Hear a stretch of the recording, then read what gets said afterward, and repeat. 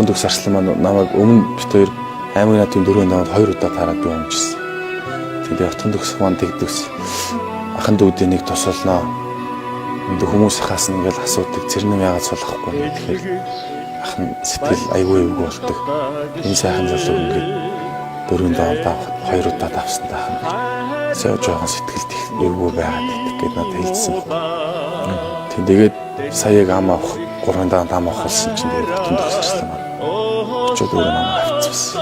Тэгээд их баярс тэр үед.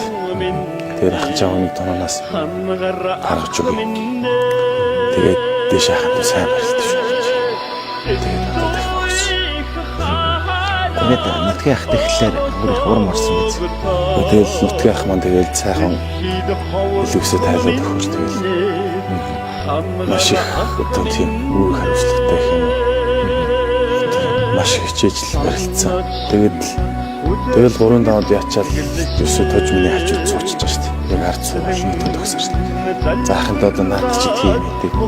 Наадтайгаа тэгж уралдаарай. Одоо чи тэрийгээ тэгж юм шүү.